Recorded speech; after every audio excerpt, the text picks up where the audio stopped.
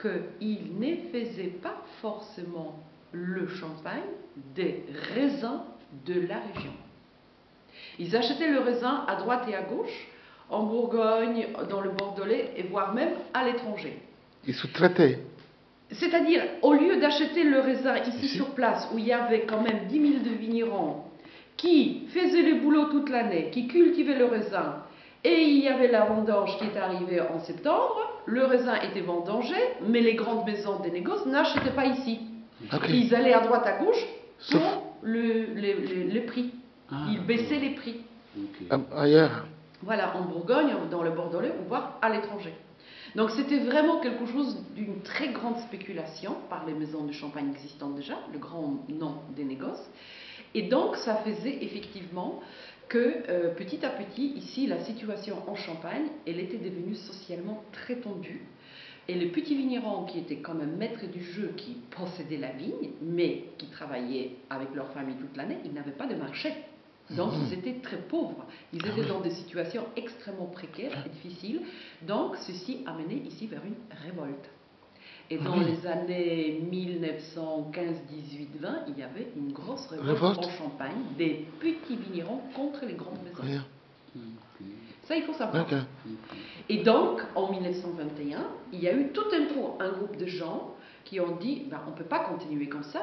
On a nos vignerons, ils possèdent la vigne, ils travaillent et ils crèvent la dalle. Oui, donc c'est pas possible. Il faut faire quelque chose, il faut faire une loi, une réglementation. Donc, ils se sont réunis, ils étaient une dizaine. Parmi d'autres, il y avait un certain monsieur Raoul Collet, qui était devenu par la suite notre premier directeur, et ils ont dit, on va créer une maison de production avec statut des coopératives qui va acheter le raisin uniquement de vignerons sur place, donc des vignerons champenois, et on va produire du champagne. On va vendre sous notre marque, mais on va revendre à nouveau à ces petits vignerons qui veulent avoir la bouteille. Parce qu'ils n'avaient pas de moyens, de facilité pour produire eux-mêmes. Parce que produire du champagne, il faut des installations et ça coûte de l'argent.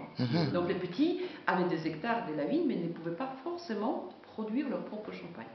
Donc nous sommes la première maison qui a été fondée, créée dans cet état d'esprit, avec cette philosophie-là. Donc ça s'est passé en 1921. Et ce qui est très important, en 1927, donc 6 années après, il y a l'appellation de la Champagne qui est déclarée par toute la place, disons, de la Champagne. Ils ont décidé de réglementer la production de la Champagne. Donc, ils ont annoncé l'appellation de la Champagne en 1927, donc 6 années après notre existence. Le premier point de cette appellation dit: le champagne provient de la région de la Champagne exclusivement, donc celle qui est 130 km à l'est de Paris, donc ici. Deuxième point dit: le champagne est produit exclusivement de raisins cultivés en Champagne. Fini Bourgogne, fini Bordelais, fini Tunisie, fini Maroc, fini tout cela. Et l'appellation de la Champagne, c'est une charte de 42 points qui stipulent ce que c'est une bouteille de champagne.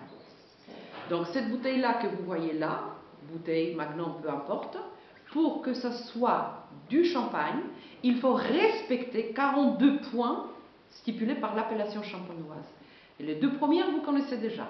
Donc, que ça vient de la Champagne, ici, exclusivement. Les autres vins, ce sont des vins mousseux. Ce sont des vins mousseux. Mais même s'il y a des bubbles.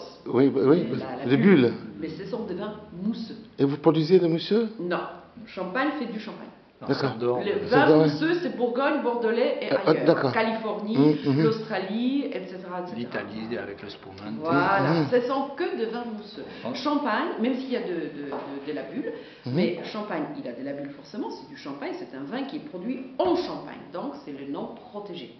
En Italie, il y a une petite ville qui s'appelle Champagne. Oui, je sais, et même en Suisse aussi. En Suisse aussi, là. Voilà. Ah oui. Voilà. Donc l'histoire de notre maison, pour laquelle nous sommes très très fiers, parce que nous sommes, en quelque sorte, et pour de vrai, précurseurs de l'appellation champenoise. Parce que c'est nous qui avons décidé de commencer à protéger de petits vignerons de la Champagne.